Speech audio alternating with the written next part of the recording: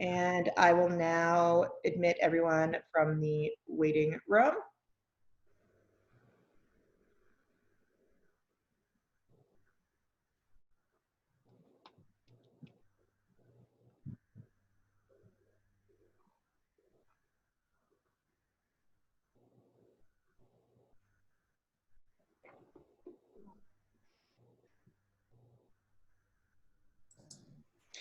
Good morning. This is a hearing before the Licensing Board for the City of Boston. Today is Wednesday, June 3rd, 2020.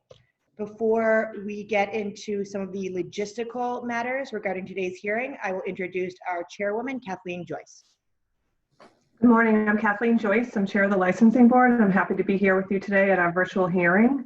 Joining us this morning is Commissioner Kiana Saxon and Commissioner Liam Curran. For the record, this is a hearing being held pursuant to Governor Baker's emergency order temporarily suspending certain provisions of the open meeting law. That is what allows us to meet virtually. We appreciate all of you participating virtually. This hearing is being recorded and will be posted to the Licensing Board's website within 24 hours. Just like in any other hearing, I will read the applicant's name to the record. And if you could all please make sure to mute yourselves unless you are presenting or testifying, that would be greatly appreciated. I will read all the details into the record. Once the applicant has made a presentation, the board will ask any questions they may have, and then we'll ask for individuals seeking to speak in support to testify. We will first take any elected officials or their representatives. After that, we will ask for anyone who is speaking in opposition to testify. If you do intend to testify today, I ask that you please utilize the chat function and state your name and what item you are seeking to testify on, and whether in support or opposition, and I will call each of you in the order first with support, second with opposition, in which you've requested to testify. At the end of the hearing, I will also open that up to anyone who did not have the ability to utilize the chat function. But I do really encourage you to use that function so that we do not result in speaking over people. When anyone is testifying, we ask that if you are stating something that has already been stated on the record, that you simply reiterate that and state that you are echoing the comments of a prior speaker, as opposed to restating everything, so that we do keep this to a reasonable amount of time. And with that, we will turn to the first agenda item, calling Watermark Donut Company, Inc., doing business as Dunkin', located at 296 Cambridge, has applied for a common vitular license to be exercised on the above in one room on the first floor with kitchen and rear and storage in basement. Manager Sean Sullivan, hours of operation 5 a.m. to 10 p.m. Attorney Thomas P. Miller. Good morning, Madam Chair, members of the board. Can everyone hear me? Yes, thank you. Okay. Just like to make sure before I get too far in. I'm here representing Watermark Donut Company. I did see Eric Lana, Director of Operations for Watermark, here as well. I believe Sean Sullivan should be joining him. This, as the Executive Secretary mentioned, is the application for a CV license to open a new Dunkin' brand franchise at 296 Cambridge Street.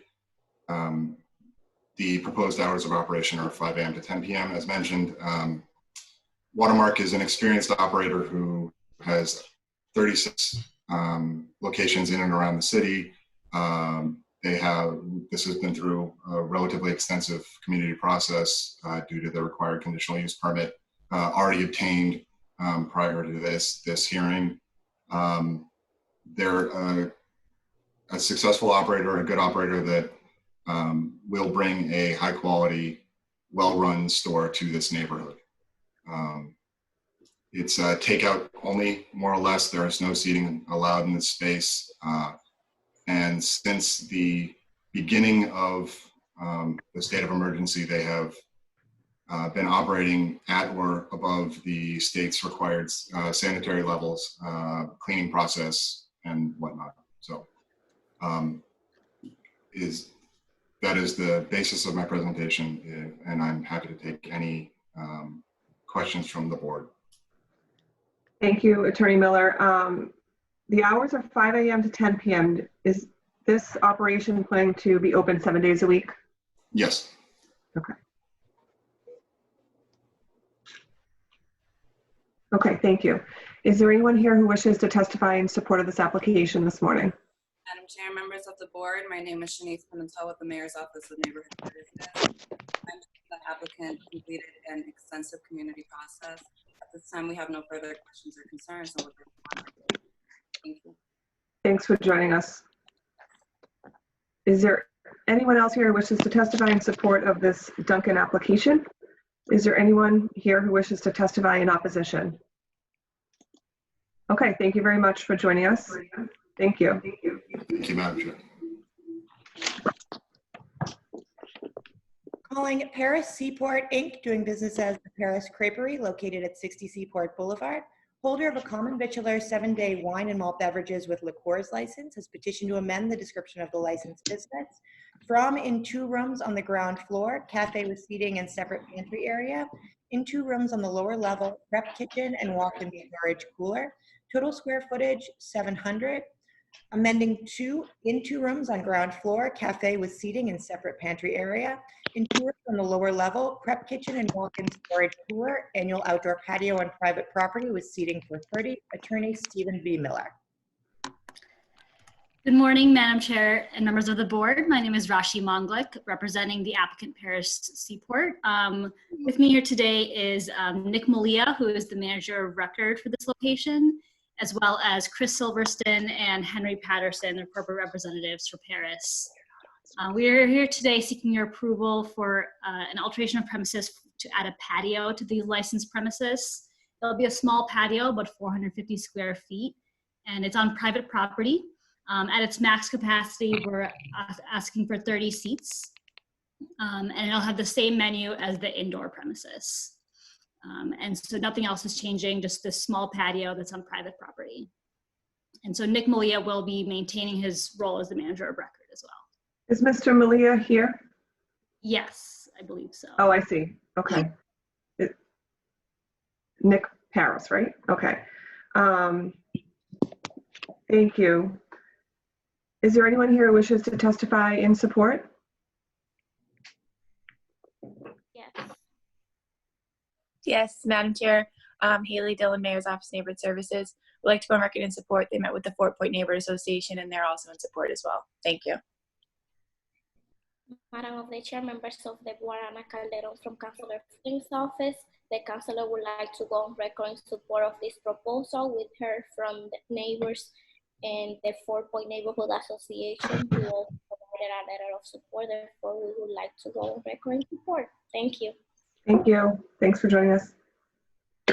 Oh, yes, Karen. Hi, Karen Foley, Councilor Asabi George's office. Would like to go on record in support of this project. Thank you. Thank you. Is there anyone here who wishes to testify in opposition to this application? I don't see any. Leslie, do you? I do not. Commissioner Saxon, Commissioner Curran, any questions on this application? None at this time, thank you. Okay, thank you for joining us. Thank you. Calling Paparazzi Trattoria of Newbury Inc., doing business as Paparazzi, located at 157 to 159 Newbury Street. Holder of a common vitular 7-day all alcoholic beverages license has petitioned to transfer the licensed business from the above to Capital Burger Holdings LLC, doing business as the Capital Burger at the same location. Unit number 1 of the condominium located within the building containing approximately 3,211 square feet on the ground floor, 2,590 90 square feet on the second floor, 600 square feet in the basement, and 500 square feet outdoor dining patio area, patio on private property, with seating for 28 and 11 p.m. patio closing to be operated annually, weather permitting. Christopher W. Scott, manager, midnight closing hour. Attorney Joseph H. Devlin. Good morning, Madam Chair, members of the board. Joe Devlin for the applicant. With me is also Bill Butler, who is the Director of Operations or Regional Manager for this location. And also with me is Chris Scott. I believe that's the CWS because I recognized his face, but he can confirm the manager of record. If it pleases the chair, I can summarize the application before you. Please, that'd be great. So Bill Butler's been with, this is a concept of Darden Restaurants. Bill Butler has been with the company for 19 years. He's overseeing the 2 existing locations, but prior to that, he was the DO and general manager for Capital Grille. Chris Scott's actually a placeholder because we're a little far from the opening. He is the manager of record for the Capital Grille on Boylston Street. And he's ready, willing, and able to fulfill the duties of manager of record, but we will probably be back in August or early September with a change of manager for this location when they get a little bit closer to the opening. The construction is projected to start in early July and be finished sometime towards the end of October, all things being considered and all things going perfectly right, which probably in today's world might not happen, but that's the plan anyway. But as they get closer, within a couple of months, that's when they usually pick the GM, and they usually pick it from within the ranks of general managers that have experience with the company. The concept is new for Darden. It's a casual, less intensive version of the Capital Grille.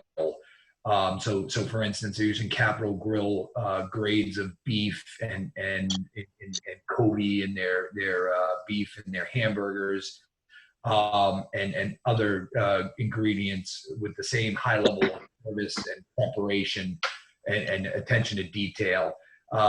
So they're applying it to a gourmet upscale burger and lighter fare meals and appetizers. So for instance, rather than having 5 versions and sizes of a prime rib steak, their steaks will be like a 7-ounce filet.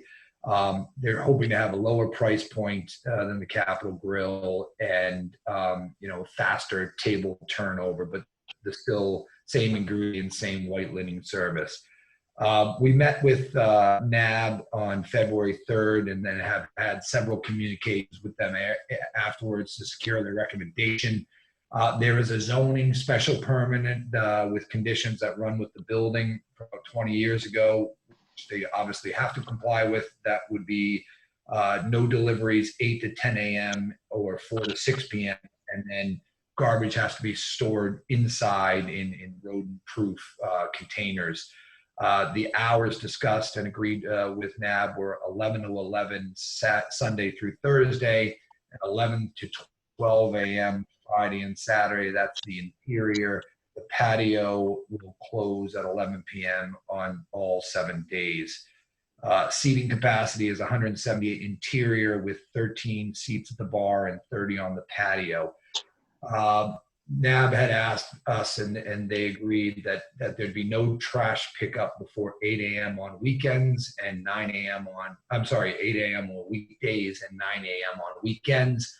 And they'll put the trash out 30 minutes before pickup.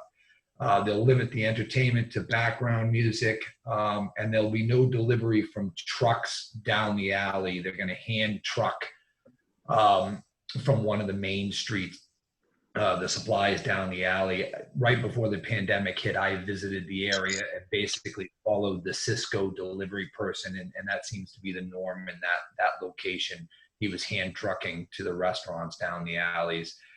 They just do want to point out they don't control the third-party delivery person. They have communicated with them. They use very few, so they have communicated and they've agreed that they can and will do this, and they'll be responsive to the residents if there's any issues with that. The last thing that they agreed was the neighborhood association had asked that food be served with alcohol at the tables. They've agreed to that, and the way they'll do that is they have a signature appetizer for this concept of dill pickles, which they will put on every table when anybody sits down. They'll also give them menus and push the food, and the kitchen will be open at all times that the location is open. Again, I heard another area restaurant just before hearings closed down in Boston, and they said, and my client will echo this, this is a very hard thing to enforce sometimes, so they're going to do their best. They obviously don't want to be violated if someone orders wine and then decides not to eat and leaves. But they definitely, this concept is food and drinks together, and so they'll definitely make sure that they push the food. The company is, there's also an alteration of licensed premises that we threw in here as, you know, an abundance of caution, but the entrances, kitchen, bar, dining, and restrooms are all the same. It's 2 floors, and, you know, for the public, and the basement for storage, and a patio. The company is spending a little over $5.5 million to renovate the location, though. So I just wanted to make sure that we included alteration of licensed premises, just in case, you know, they did something that seems like a lot of money. So just in case they did something that required it. They're anticipating starting construction as soon as possible. There was going to be another one opened up in Boston, but those plans have been put on hold. But this is a growing concept, and they're looking forward to being in this area. Thank you. Thank you. Mr. Scott? Hi, are you already an approved manager of record by this board? Yes, I am. I currently am on the license for the Capitol Grill at 900 Boylston Street. Okay, thank you, and thank you for joining us today in person. Thank you. Does the chair or any of the commissioners have any additional questions on this application? Before we take testimony either in support or opposition, I do want to note that the board has administratively lifted citywide the condition of service of alcohol with food only on any patios, so that will not be imposed on this license. While typically the chair would ask if there is anyone to speak in support or opposition, given the virtual nature and that I am monitoring the chat, I will go ahead and ask just to make things a little bit clearer. Is there anyone who wishes to speak in support on this application? Madam Chair, members of the board, Shanice Pimentel with the Mayor's Office of Neighborhood Services. As mentioned, the applicant does have support from the Neighborhood Association of the Back Bay. We appreciate the collaboration and coordination with the association. At this time, we have no further questions or concerns and would like to go on record in support. Thank you. Thank you. And Emily from Councillor Kenzie Bach's office has indicated she would like to speak. Hi, yes, I'm Emily from Councillor Kenzie Bach's office. I echo Shanice's statement, and the councillor would like to go on record in support. Thank you. And Elliot Laffer from the Neighborhood Association of the Back Bay has indicated he would like to speak in support.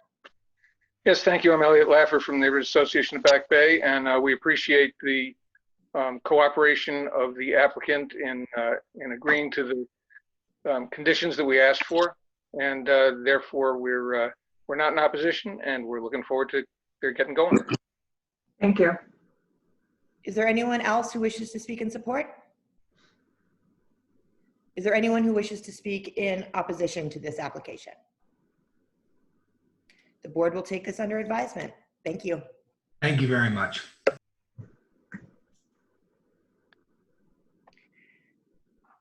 And we will take items 4, 5, and 6 together. Congress Street, Fort Point LLC, doing business as Trillium Garden on the Greenway, located at 375 West Atlantic Avenue, has applied for a farmer winery wine only pouring license to be exercised in the above 1 7x7 square foot space, approximately 49 square feet, prefabricated metal panel building with 1 door and no windows, tasting area or tap room on the annual patio, weather permitting, on private property, approximately 2,451 square feet.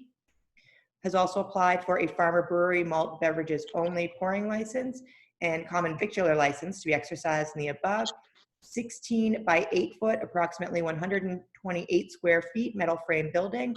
There is 1 door for access to the building. There is 1 window. There are 2 approximately 112 square foot metal frame coolers that are adjacent to this building for storage, with 1 access door each. The tasting area or tap room on the annual patio, weather permitting, on private property is approximately 2,260 square feet and has applied for a farmer brewery and winery pouring license to be exercised on the above. The tasting area or tap room located on the combined premise of the farmer winery and farmer brewery, which contains two structures, one of which is 16 by 8 feet, prefabricated metal frame building used for brewing, and one which is 7 by 7 square feet, prefabricated metal building used for wine manufacturing, as well as 4,711 square foot patio, annual patio, weather permitting, on private property, and tasting area for pouring, which is bound by a robust metal fence with two means of egress, one located on the east side of the premise and one located on the north side of the premise, with one outdoor serving station or bar. Manager Brandon Keating, closing hour 10 p.m., attorney John P. Cannell.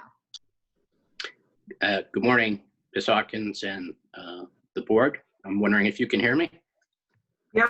All right, great. Attorney John Cannell for the applicant.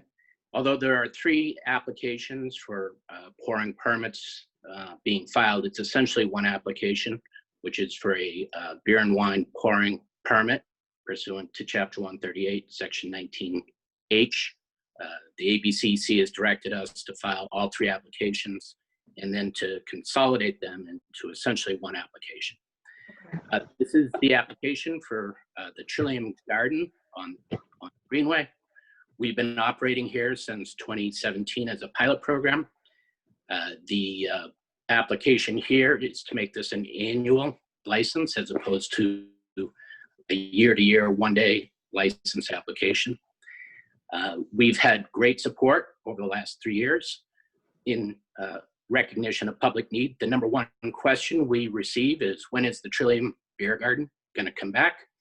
So we've had tremendous support. We're going to operate this similarly to the last 3 years, if you may. The hours of operation are Wednesday, Friday, 2 p.m. to 10 p.m., Saturday, 11 a.m. to 10 p.m., and Sunday, 11 a.m. to 7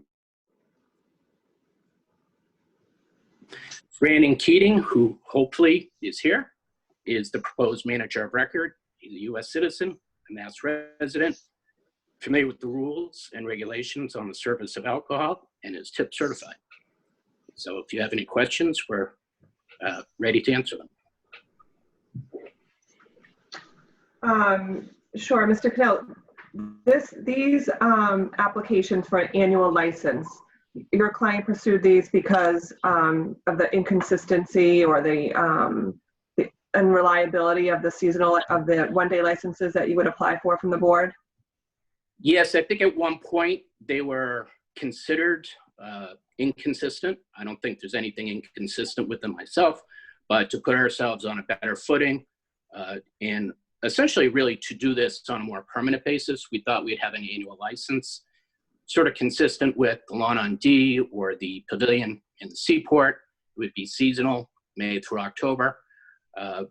We don't think there's anything inconsistent with the one-day program, but this was something that we could also have a function of making beer and making wine on the premise, which is an interesting concept. People that are into craft breweries like to see a little bit of beer, a little bit of wine being made on the premise. And so we pursued and achieved farmer brewery license and a farmer winery license. I'd also like to point out, we met with the Wharf District Council. They have submitted a letter of support. It's in the package. And hopefully that answers your question. Yeah, it was more of a statement. I know that we could operate, you could operate these these locations even with our one-day licenses, but you went out, or a client went out on their own to pursue this so that they could have a more permanent vehicle to operate. Could you just, in summary for the record, describe the public need again? I just want to make sure it's clear for anyone who has questions about public need. Sure. As you know, the Trillium Beer Garden has been there for the last 3 summers. So unlike a lot of first-time applicants, this is an applicant that has a track record. And the turnout has been phenomenal over the last 3 years. It's in the center of downtown Boston. It's on a cross path between downtown Boston and people going to the commuter boat like myself, or people going to South Station. It turned out to be a very relaxed atmosphere for people who work in downtown Boston to go there after work for a few hours. The closing hours have always been early, 10 p.m. We've never had entertainment. We don't intend to seek entertainment. It's a picnic bench sort of setup, and it's a different concept than a lot of restaurants or bars that you will see that attract other after work people in downtown Boston. Over the weekends, it's also proved very popular for people to come in, tourists. Most importantly, it's been a big benefit to the Greenway, who need private funding such as this. My client pays the Greenway, and it pays the Greenway from income it receives from patrons. So this is very much in support of the Greenway, which wants to be used, wants to be exposed. And it's actually, you couldn't have figured out a better way to promote the Greenway. So this all gets around to public need. We've had a 3-year track record of being very popular and being very desired. There's been waiting lines to get into the beer garden after work. And I don't think you could find a place that has a more demonstrated track record of people wanting this service by this company at this location. Okay, thank you. And just for the record, I'm going to restate, these locations have been operating. They just use a different vehicle that the licensing board allowed them to use in the past, and we're not necessarily adding a location in any way. This is just formalizing the process and the operations that you had had there in the past. Yes, it's only one location. It's been there for 3 years. It's operated for 3 years. We are not proposing to change any of the operations, any of the hours, any of the days. It's the same exact business that has prospered there for 3 years without any issue, without any problems. And it's just a different licensing structure.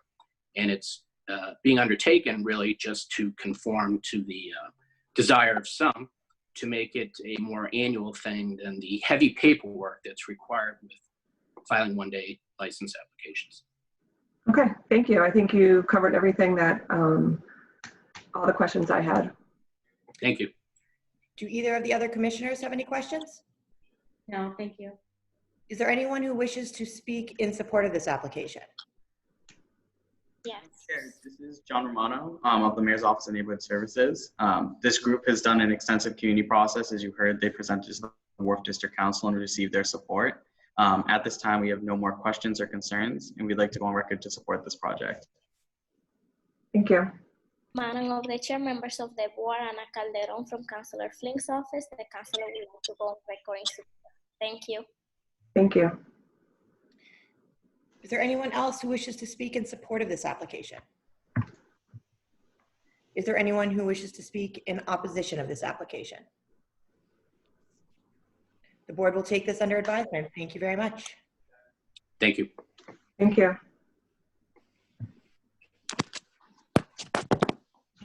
Calling Foodies South Boston LLC, doing business as Foodies Market, located at 230 West Broadway, has applied for a retail package store malt and wine license to be exercised on the above 16,000 square foot market, including 2 floors, market on ground level, main entrance, exit on West Broadway, basement includes storage and offices. Manager Victor G. Leon, closing hour 9 p.m. Attorney Kristen L. Scanlon. And before the board begins, as we have received a significant amount of correspondence both in support and opposition to this, for the record, I just want to make clear the legal standard that will be applied, and that is the standard of public need, which includes, among other things, the support or opposition in the community, although it is not limited to that. It also includes traffic, concerns about the potential impact on the public good, and other concerns or factors that the board can consider at its discretion. I want to be clear that one thing the board cannot consider legally is competition or the potential impact to neighboring businesses. And with that, I will ask if Attorney Kristen Scanlon and anyone for Foodies is present. Yes, good morning, Madam Chair, members of the board. Kristen Scanlon representing the applicant. With us this morning is Victor Leon Jr., who's part owner with his father, who unfortunately and sadly passed away unexpectedly last month. And also with us this morning is Edward O'Donnell, who's friend of the family and has worked with the Foodies team in organizing the community process and support for the board. This particular proposal, which the board has heard before for a new off-premise beer and wine license at Foodies Market located at 230 West Broadway in South Boston. Foodies also has another store location on Washington Street in the South End where they hold a blemish-free off-premise beer and wine license. By way of background, Victor Sr. was an investor in properties in areas of Boston long before they became gentrified or developed. Buying the Washington Park Mall in Roxbury in the 70s, which was risky at the time. And his family still owns it and has reinvested significantly over all those years to create a thriving neighborhood retail center. The Leons opened the first Foodies in the South End, where there was not a food market within miles. Only after the neighborhood was significantly developed did the big box retail chains want to be a part of that neighborhood. The applicant feels that these tidbits are important to share off the bat, as the family has long been invested in Boston as a whole, and more specifically in areas where there's always been a need for the type of market that they provide. In 2010, and well before the current and ongoing flood of new development in South Boston and along West Broadway, Foodies took possession of a vacant former nut factory at the corner of C Street where their market exists now. Since that time, they've invested millions of dollars over the last decade to transform a decrepit industrial building into a vibrant and attractive market, offering fresh produce, a butcher counter, fish, and a wide variety of groceries and prepared meals with an emphasis on locally produced goods. They've consistently hired locally when local residents have desired a job there, and have become a pillar in the community, providing a tremendously essential need as a local market at this location. As the legal ad indicated, the market itself is approximately 16,000 square feet, with the market on ground level and storage and offices in the basement, and with hours of operation from 8 a.m. to 9 p.m. The applicant seeks to offer one-stop shopping and to compete on an equitable basis with not only national and international food retailers such as Whole Foods, but also other local grocery stores in the nearby vicinity offering beer and wine. Their particular product offering focuses on wines that would complement their existing food offerings in the store, with a selection of local craft brews and beers as well. The applicant has committed that they are not in the business to sell and will not sell kegs, nips, singles, and no larger quantities of beer than 12 packs. Because this is an application for a new license, of course, the discussion on character and fitness and of the applicant and public need for the license is warranted. While the character and fitness of this applicant, I think, seems to speak for itself, I'd like to take the time to offer a few highlights. First and foremost, the applicant has been an exemplary licensee in other locations, including their existing store in the South End, and as previous licensees in both Duxbury and Belmont. Since its entry in the South Boston neighborhood, upwards of 20 charitable, youth, and community organizations have regularly been supported by Foodies, and several others that go nameless that the family and the store have provided for to those in need over the years. I know the board has received several support letters that speak to the family's character, echoing sentiments such as, "Never have I encountered a more generous, caring, charitable, and dedicated person to his family, friends, co-workers, and the city of Boston. Young Victor is embedded with those same qualities, and that will prove to be the legacy of Foodies."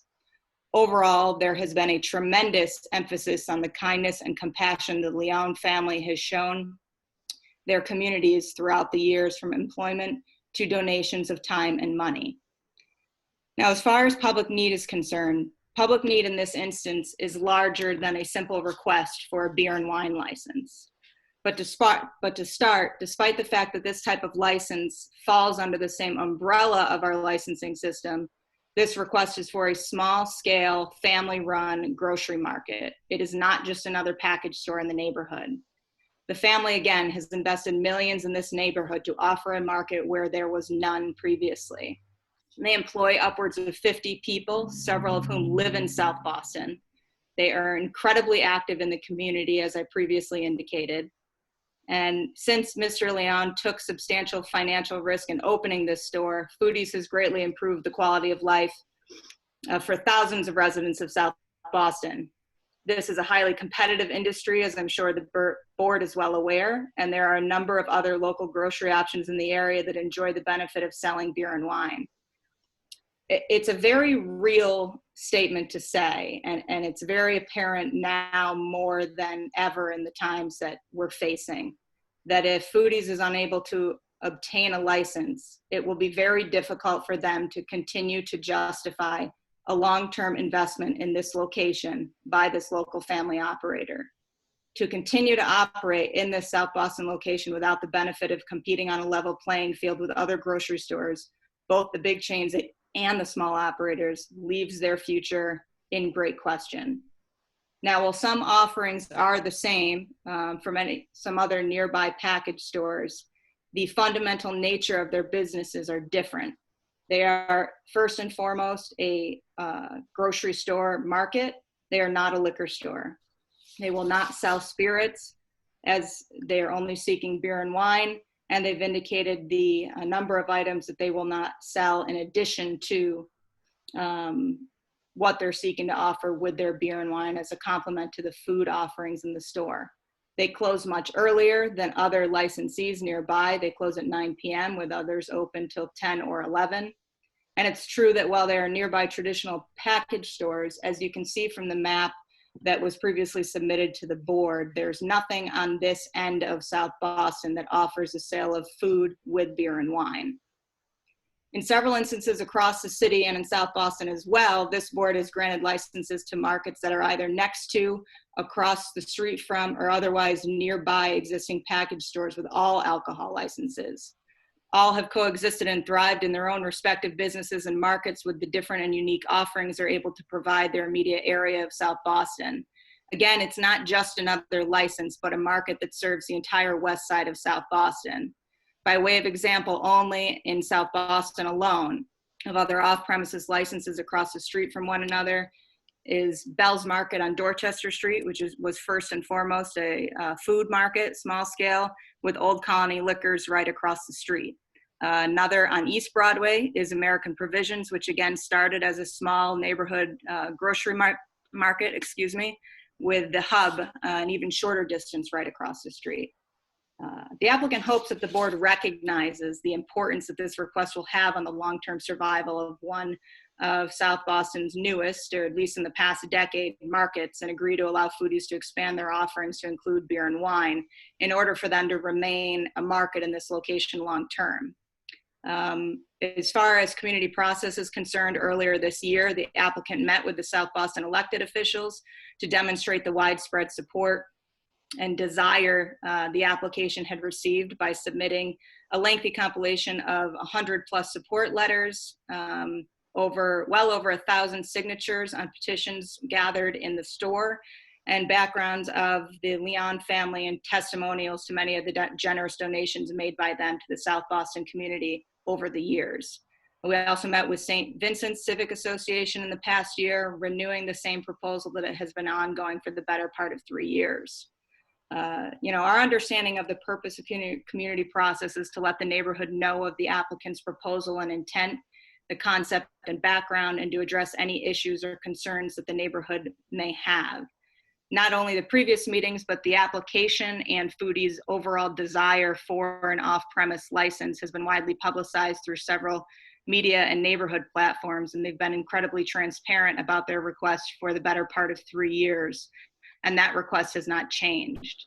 They've done an incredible amount of their own neighborhood canvassing, as evidenced again by the letters and petitions and emails that have been sent to the board, along with, again, the petition that was collected in the board to the board, which is also depicted on a map in the packet that was delivered to the board, which is just another way to emphasize the surrounding support within the community and the immediate vicinity of the store. We did hear previously from abutters that there was an issue with the delivery times at the store, and that was adjusted previously, but we did hear recently rather, that is still a concern with the store. We are happy to have a conversation again with both the vendors that deliver to the store and the neighbors, and also encourage people to contact the store at the time of the issue so they can address it immediately. They obviously want to continue to be good neighbors at this location. They do have deliveries now that come after 6 a.m., which is usually their breads and smaller deliveries, and in the early evening hours between 6 p.m. and 7 p.m. is when their wholesale deliveries generally show up 3 days a week. To be frank, I do want to say that the community process has been an arduous and long one for the family. In the past, they have been the recipients of some voiced threats leaving meetings, and the environment is admittedly tense. With that said, again, we stress that the proposal and request for the license has not changed. They've been through several iterations of meetings and have done their own outreach, and they feel that the purpose and intent of the community outreach has been satisfied. There doesn't seem to be anyone in the neighborhood, quite frankly, that is unaware of this request. We, of course, are happy to oblige the board and the mayor's office in conducting any further outreach that they deem is appropriate, and certainly defer to you to make that sound decision. But just wanted to note at this point in time, the applicant feels that both the opposition and support for this request has been heard. I thank you for your time. I know I've been a bit lengthy this morning, and again, we hope the board recognizes the importance of this request to keep this market at this location and for the long-term survival of the market in the neighborhood. Thank you, Attorney Scanlon. Mr. Leon, are you an approved manager of record by this board?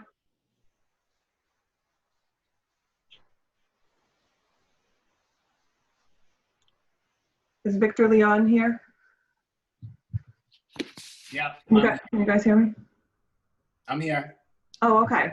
Are you already an approved manager of record by this board for your other location, or no? I believe yes. Attorney Scanlon, do you know if that's true? I think it's his father, but obviously in light of the circumstances, we need to change that. Okay, so, oh, his father is the one who's on the, okay. That's correct. Okay, so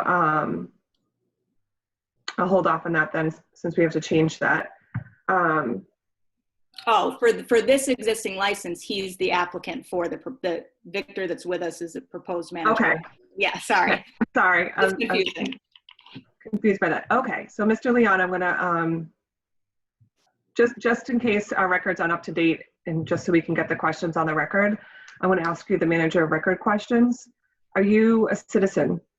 Yes. Are you a resident of the Commonwealth? Yes. Do you have experience in the food and beverage industry?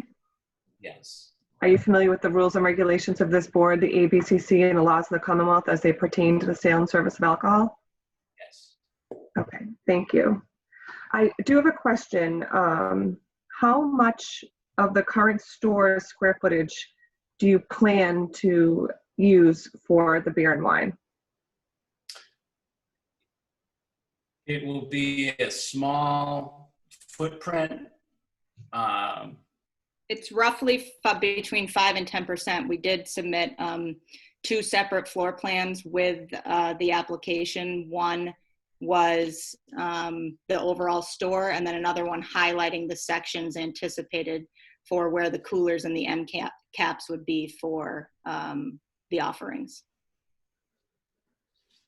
Okay, thank you. And for the I don't have any questions. Go ahead. Edward O'Donnell has indicated he would like to speak as well. Can you hear me? Morning. Yes. Thank you. Thank you, Ms. Hawkins, and good morning, Chairman Joyce and the members of the board. I just very quickly want to reiterate what Kristen has said. I was responsible as a longtime friend of the Leon family to try to assemble this outreach. And we went out, we knocked on doors. We met with our customers. We utilize social media. I think we submitted a total of 700 letters and emails in support to elected officials. So we have made the effort to walk the extra mile to reach out to the neighborhood. If there are issues that remain that need to be solved, my recollection is when the store opened, there was an abutter issue with where we're replacing the air conditioning units on the roof. We solved that issue. So if there are any reasonable issues that need to be resolved in the next few weeks, we're happy to walk that extra mile if that's what the board wants and if that's what the administration wants. And with that, thank you. And does the chair or any of the two commissioners have any additional questions? I don't. Is there anyone who would like to speak in support of this application?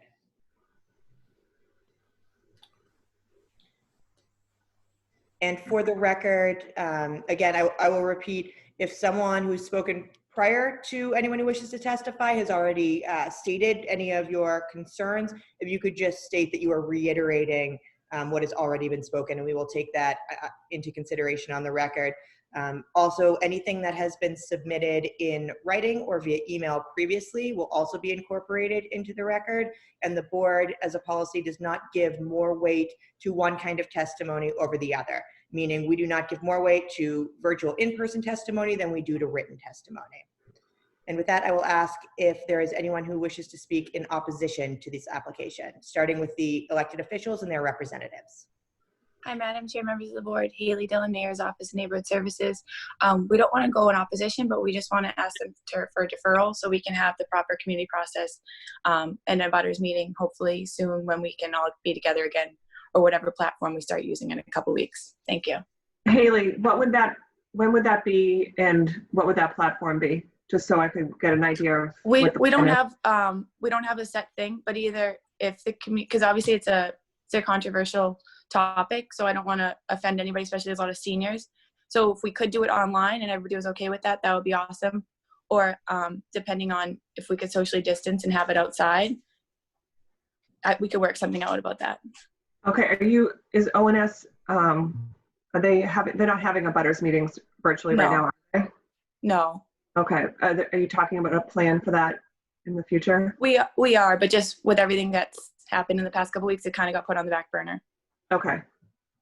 But we should have something in a few weeks. Okay. Is there anyone else who wishes to speak in opposition who is from an elected official's office? And I see Karen Foley from Councillor Asabi George's office. Oh, Karen, just one moment. Let me unmute you.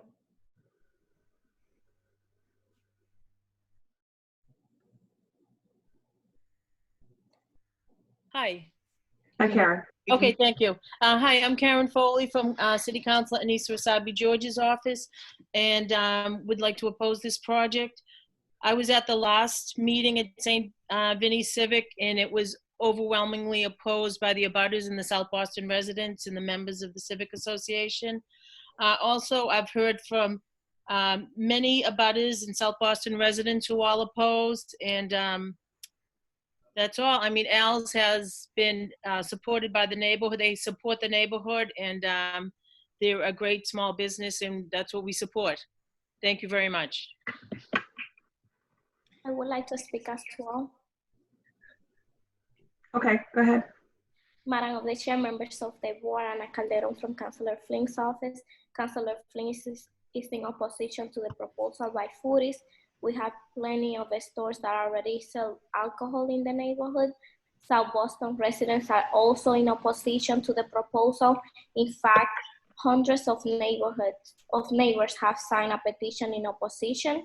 They feel we don't need another liquor license that's illegal in the immediate area, and Councillor Flynn agrees with his neighbors. Thank you. Thank you. Are there any other representatives from elected officials' offices? And I see Barbara Connolly. Are you with an elected official? I apologize.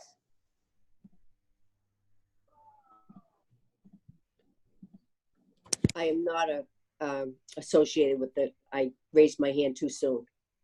Okay, we will return to you. Thank you for saying. Apologies. Oh, and I'm Oh, sorry. Alicia. Alicia. That's Alicia. Hi. Hello, Madam Chair, members of the board. Alicia Payne here on behalf of Councilor Flaherty, wishing to go on record in opposition. The council would like to acknowledge the great work and outreach of Ed O'Donnell. However, at this time, to stand with the community and the district council's office and go on record in opposition. Thank you. And are there any other representatives from elected officials' offices? And with that, I will begin in order of the individuals who have utilized the chat function requesting to testify. Again, if you have not done so, please indicate just by sending a chat with your name. And we will begin with James Carney. James, are you present? Please unmute yourself. Is James Carney? Yes, I'm here. Am I? Can you Yes, hear me? we can hear you now. Okay.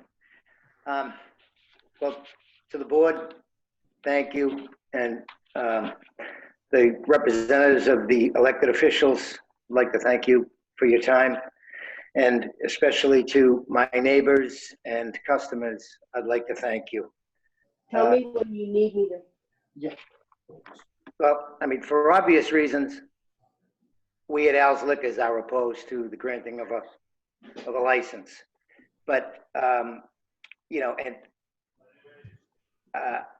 if competition is not a valid criteria for us, then the need to compete with other grocery stores shouldn't be a valid criteria for them. That just, you know, as an equity kind of thing. If need is a criteria, we're only 30, 40 feet away. So my thing, you know, my issue is it convenience? And if it's convenience, okay, but, you know, what are the consequences of too much convenience? You know, my feeling is there are probably 13 or 15 licensees in South Boston. Not everybody drinks, but everybody eats. We've only got a couple of food stores. And then I'm flattered and humbled by my neighbors and customers who have come out in support of us. But it's not just us, it's their quality of life. They advised the Foodies people back when they started that they would be, if I may quote one of the members of the community, vehemently opposed to another license for this location. So that's pretty much where we're at. And again, you know, I'm flattered and humbled by the support of my neighbors, but I've also taken up the mantle because of our central location and the fact that people can come in and tell us on an ongoing basis and use us kind of as the central communication spot. But it's not Al's versus Foodies, it's the neighborhood. Thank you. Thank you. And the next individual who requested to testify, Mike Foley of 114 West 3rd Street. And I apologize, when you begin to testify, please again state your name for the record as well as your address. And could I remind everyone else to put their volume on mute? There's a lot of background noise coming through for me. Is Mike Foley present?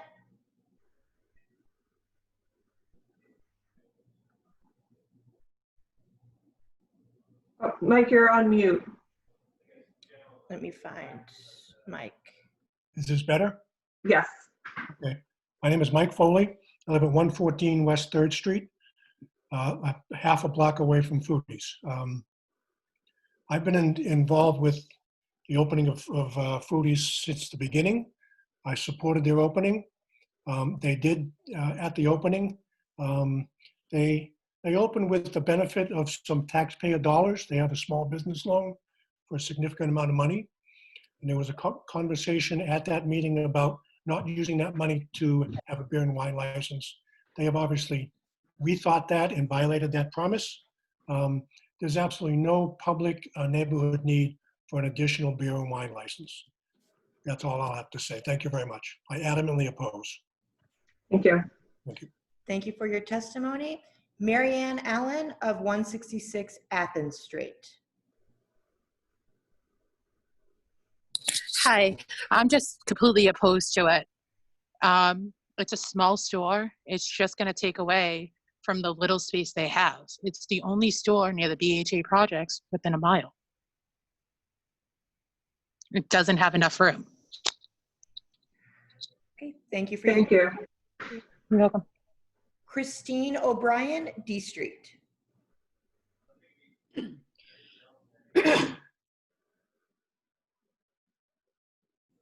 Is Christine O'Brien on the call?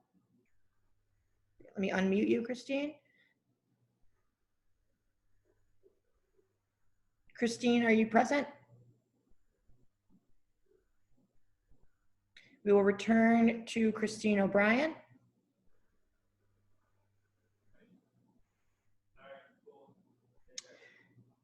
John Feeney. Is John Feeney present?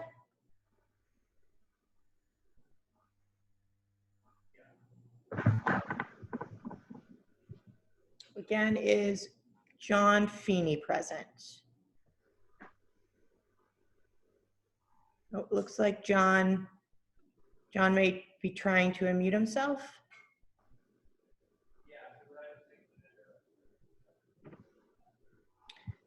We will return to John Feeney. If you have requested to testify, please make sure that you're prepared to unmute yourself so that we're utilizing everyone's time as best we can. Bob O'Shea, 150 Athens Street. Hello. Hi, Bob, we can hear you. Thank you. Thank you for your time. In addition to what Mike Foley said, they got a $1.4 million small business loan with the last Recovery Act during the last recession, but it also came along with Senator Kerry and a $275,000 grant that they got as part of this, with the neighborhood being welcoming to them as a grocery store, a food store. You know, this is the food desert we're located in, with 3,500 residents in the housing projects right across the street from my house. I'm a block away on Athens Street. I'm a half a block from Foodies. So that kind of creates an unfair playing field for the rest of them. And along with that money and grant, they also got special permitting that came with the site. So they also, the lawyer mentioned that there is no store in South Boston down this end that offers food and wine. Let me just reiterate, there is no food down this end of the neighborhood, no store down this end of the neighborhood that offers food, not just food and wine. We need a legitimate food store.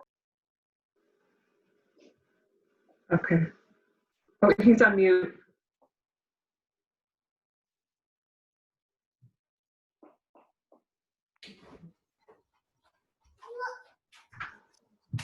Leslie, can you unmute him? Can you hear me now? Yes, we can hear you now. Apologies. I'm sorry. So Foodies has a history of this. The lawyer said if they don't get their liquor license, they'll leave. Well, when they moved into Duxbury, they waited a year and then they got a wine and beer license. And then a year after that, that wasn't enough. They went back to the board and the owners stated, I quote, that we're not only in competition with Whole Foods and Trader Joe's down the street, but we're also in direct competition with Duxbury Wine and Liquors and Casey's Wine and Spirits. So what is their intent? Do they want to be a liquor store, or do they want to be a food and grocery store? And if they want to be a liquor store, then just go apply and be a liquor store. How many bites at the apple can one establishment get? Like, now we're in a pandemic and old people can't come out and voice their opinion again. They can't go online. They can't get Zoom. They've been out 4 or 5 times at this and completely in opposition.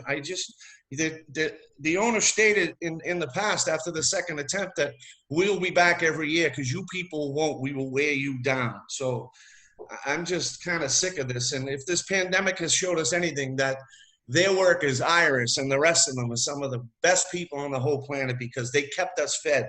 And we don't need another liquor store in the neighborhood. We need food. We need food in the neighborhood. The people across the street need food. They have special dietary needs. So what is that beer and wine going to displace? Is it going to take the space of the fresh veggies? Is it going to take the space of the gluten-free products? Is it going to take the space of the lactoid people? I don't know. But it's going to take some space, and the food is going to go away. And like we've learned throughout the neighborhood where small shops have gotten a beer and wine license, that once they get that, everything else in the store goes away. They become little liquor stores and they sell liquor and cigarettes, and that's all we get. And with that, I guess I'm kind of frustrated, but I'm done. Thank you. Thank you for your testimony. Christine Carney.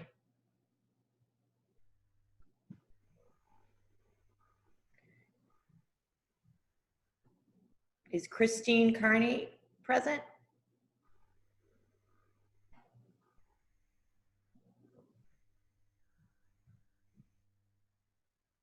Okay, moving on. Marianne Noonan, 242 C Street.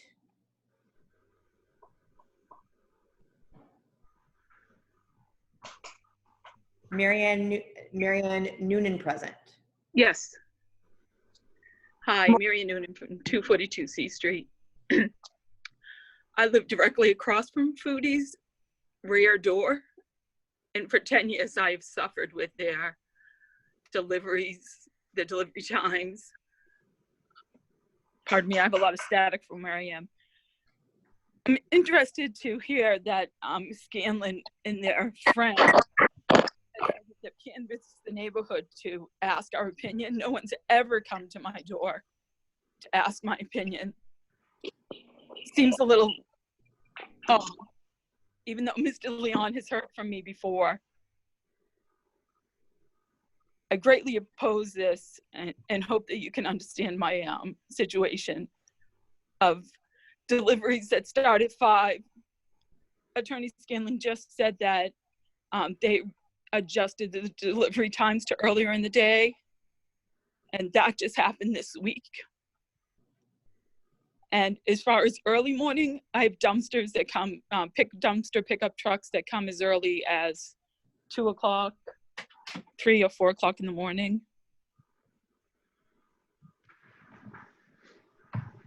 Okay. Audible because I'm in a bad building, but I hope you support me. Thank you. Thank you for taking the time to join us today. Thank you. Jake Bombard. Yes, I'm here. Members of the board, thanks for allowing me the opportunity to speak today. My name is Jake Bombard, and I'd like to be on record in opposition of the application. I've previously worked as a legislative aide for the former state rep of this district, as well as the chief of staff for the former state senator for this district. So I'm intimately aware of the history of this application and all other iterations of the community process that this has gone through. During one of the prior applications for this same license, Foodie submitted to this board a petition of 300 names of people who they said were community members who supported this application. At the time, I had my staff check every one of them, only to discover that fewer than 20 of those individuals lived in the neighborhood, and fewer than 10 lived within a mile of the market.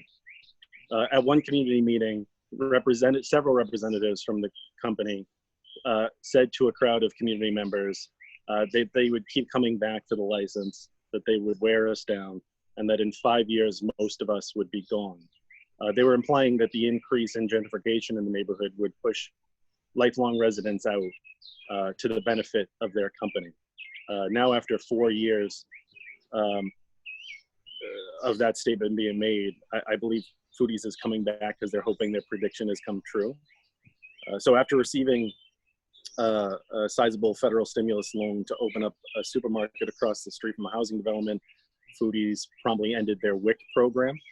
And when they received pushback from the community, representatives from Foodies then used reinstatement of the WIC program as a bargaining chip for support for this application. So while I do appreciate Ms. Scanlon's representation of her clients, and I think she does a fine job, there is a less than scrupulous history here, and I hope you will take that into account. Thank you. Samantha Hayden.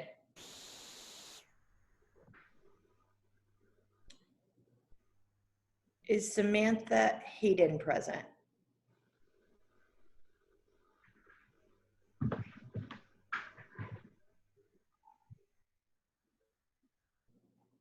Samantha?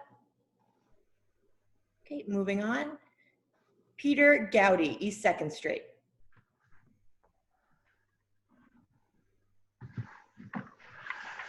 Morning.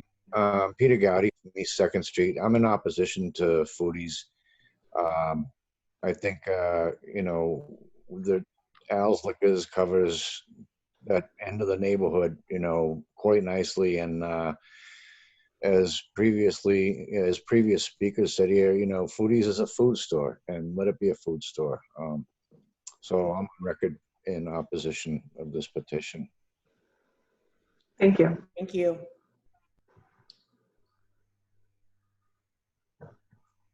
William Allen. Hi, can you hear me? Yes. Hi, my name is William Allen. I live at 166 Athens Street. I live right across the street from Foodies. And, listening to the lawyer is just, it's ridiculous. All of a sudden, they're great for the community. At our last community meeting, they did nothing for the community. Now they do all of this. And when they got the federal money to open up, they didn't accept WIC. They didn't accept any WIC programs or anything like that. Now that that's been thrown in their face, they open it up to WIC, whatever the benefits are called now, but they have high-end groceries on the shelves that the people right across the street, the projects right across the street cannot afford to buy. So they got to go elsewhere. They have customers. They just don't want to deal with them. They don't want the lower end customers in their stores. What they're looking for is just a new breed of South Boston to come in. When you got steaks on the shelves that are costing $30, $40, $50, you got no food for them to buy. Everything is organic. Everything is expensive. And they don't have anything for this community. They're right across the street from the D Street projects.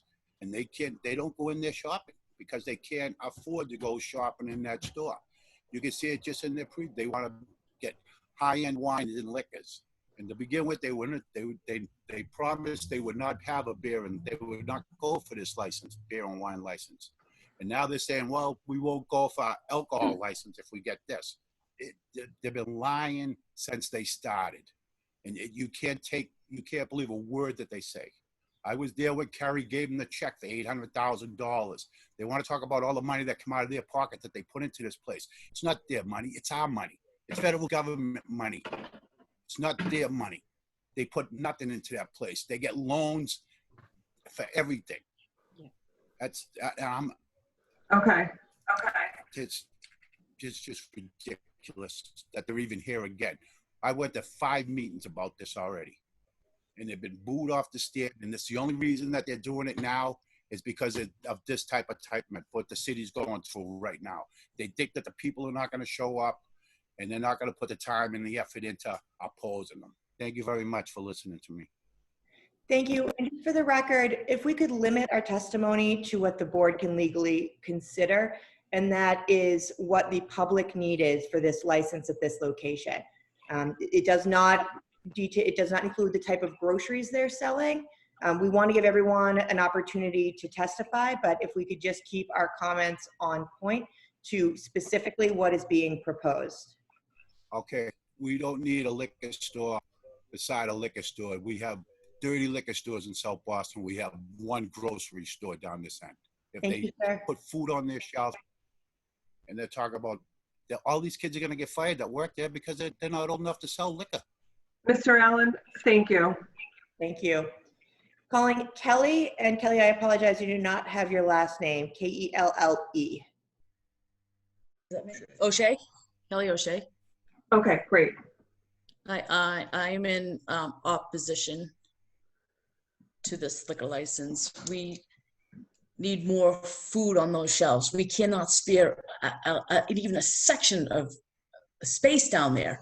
It's only 8,000 square feet. They're saying 16,000. They're counting the basement. If they're going to use the basement, they should put more food down there and bring it up when the shelves run bare, which they often do. but it's food that we need there. We do not have a need for liquor on that corner. That's all. Thank you. Thank you. William Allen, 166 Athens Street.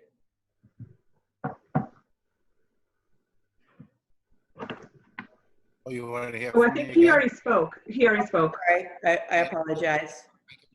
Well, Patrick Hayes. Hi, thank you. Can you hear me? Yes, we can. Hi, my name is Patrick Hayes. I live at 14 National Street. I would also like to voice my opposition to the Foodies application for a beer and wine license. I'd like to reiterate the thoughts of James Carney, noting the double standard of competition.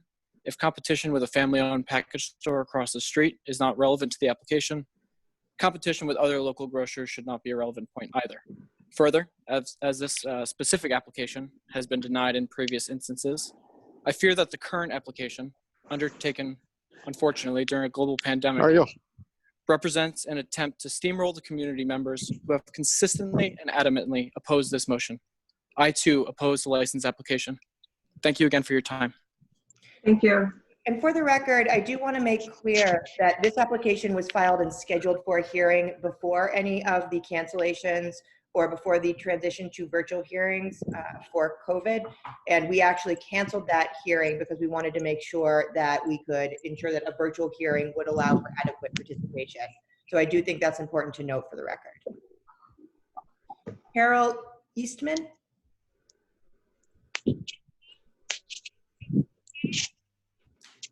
Carol, are you present?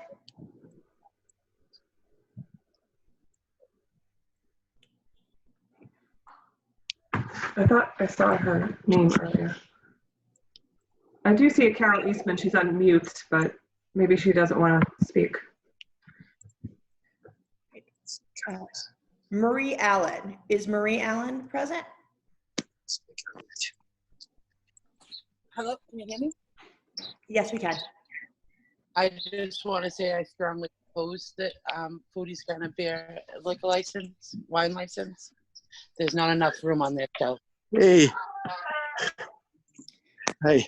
Thank you. Hi, the person with the iPhone walking around an apartment, could you put your phone on mute?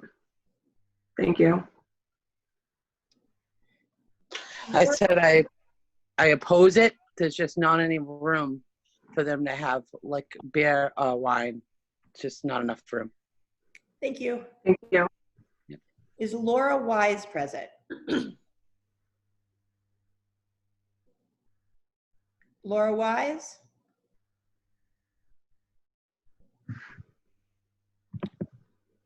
Is Linda present?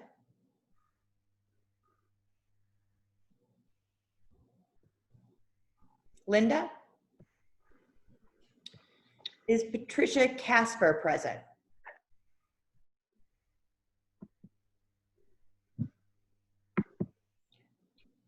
Patricia? And I will note that all of the comments in the chat, for anyone who has been called and has not had the opportunity to speak, this will be incorporated into the record as well. Is Heather Berry present?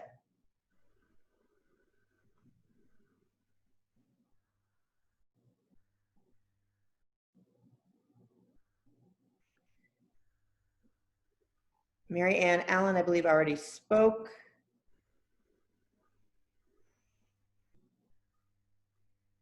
I have a Win, W-I-N-Z. I think that person said they're not prepared to speak. They're here to support the opposition. Thank you. Samantha Hayden.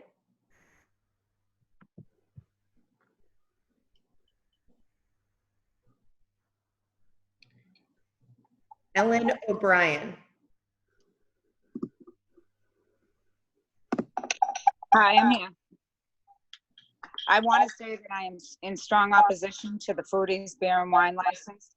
South Boston has way too many beer and wine licenses as it is, and they need to focus more on what they do, which is food, which is what we don't have enough of. The last community meeting, there was one comment from a woman who I have no idea what her name was, little old lady, that actually broke my heart. And she was probably 80 years old, and she said to Foodies directly, can you please get more frozen foods, frozen veggies for us to have on your shelves? To me, right there, that states what the public wants from Foodies. They want food. And there are enough beer and wine licenses in this area. So I am in strong opposition. Thank you for letting me take the time to speak. Thanks for hanging in there with us. Thank you. Patricia Walsh. And if everyone, if you're not being called to speak, if you could please mute yourself. Hi. Thank you. Patricia Walsh, 140 West 6th Street. I shop at Al's and Foodies quite a bit, and I am opposed to Foodies having a beer and wine license for public good. They do not need beer and wine in order to survive. With the amount of people that are shopping there is they're making a pretty good profit off of that store. The public need is not for alcohol, it is for groceries. Thank you for letting me speak. Thank you, Patricia. Laura Wise has again asked to speak. Laura, are you present? Can you hear me? There's some, I believe. Sorry, can you hear me this time? Yes, we can. Okay, sorry. It seems like Ms. Wise has two connections going. Okay. Pardon?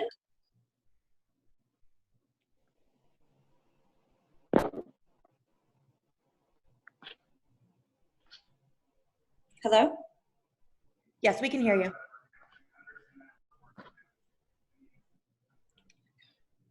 I think we might have lost Ms. Wise.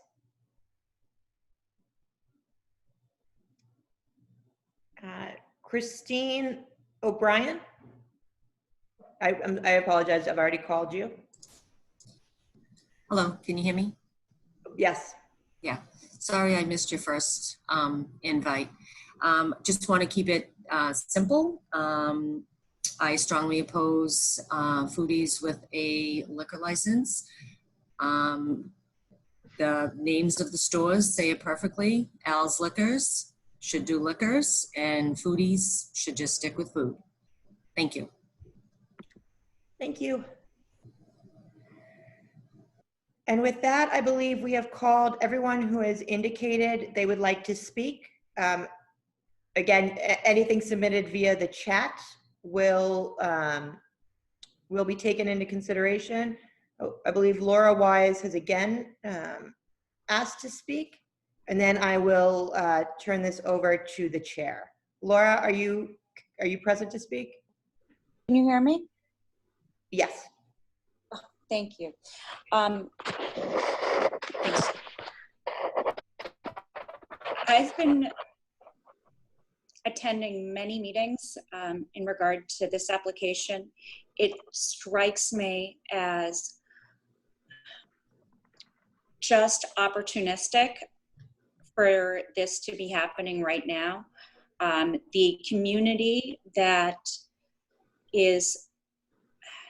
supports both Foodies and both Al's is largely not able to be present for this because of the, obviously I'm having problems with Zoom, and should be young enough or savvy enough to be able to do this better, but I can't.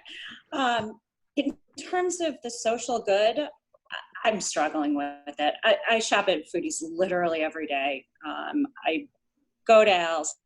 I want both of them to be prosperous. I struggle to understand how it serves our community for truly the only, one of the only food stores to take away a significant portion of space in order to, provide something that is ample, beyond ample in our community. They're constantly struggling with keeping up product. For them to divert their attention to stocking beer and wine, would be very surprised. I'd be shocked if that 5-10% ratio that they're envisioning right now is not dramatically turned around. I'm very much opposed to this. I'm also opposed to having this conversation right now because I know that it was supposedly on the docket ahead of this, but no one in the community knew about that. No one in the community knew about this call until a couple of days ago. So I'm frustrated as well. I think that I very much hope that that everyone who is involved in making this decision appreciates how vehemently the community feels. And I'm speaking from a position of being in support of both Foodies and Owls. Thank you. Thank you. And we have 2 more people. I apologize, Barbara Connolly, you indicated you wanted to speak earlier and by using the hand raising function, and I skipped over you. Barbara, are you still present? That's okay. I'm still with you, and I apologize for my enthusiasm jumping in earlier, so forgive me. I'm here to voice my opposition to Foodies' request for their beer and wine license. I think that West Broadway has enough establishments that if people want any of those goods, they can easily find them.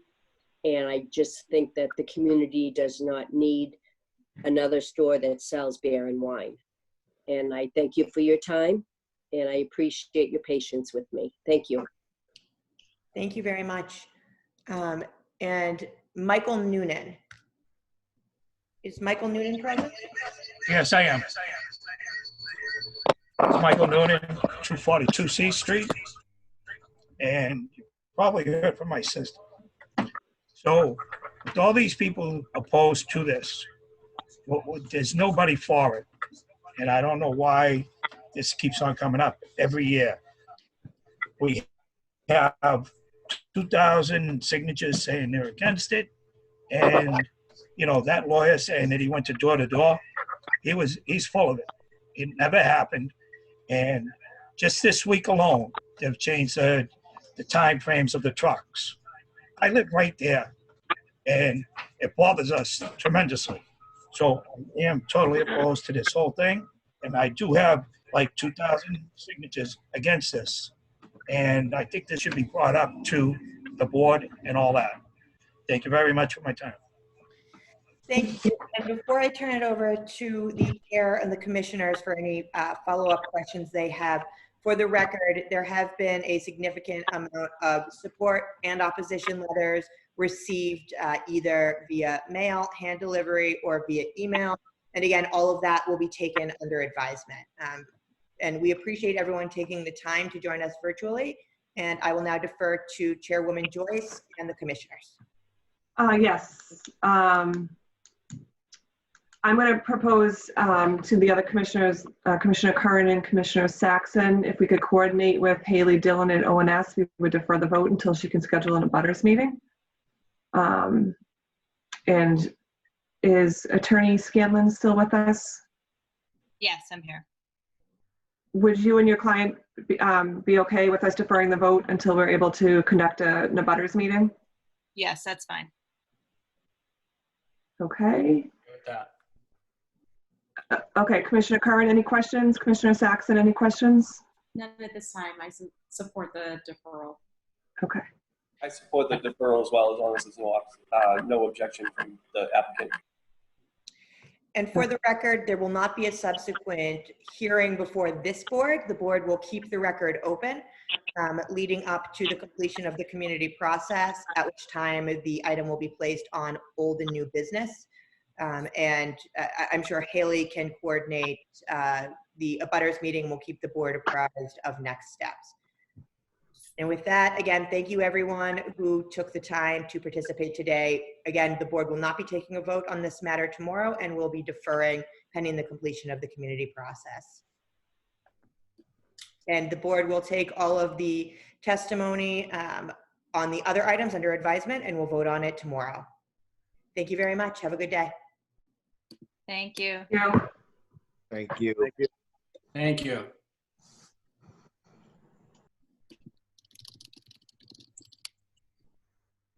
Go ahead, say it. Excuse me, how would the abutters be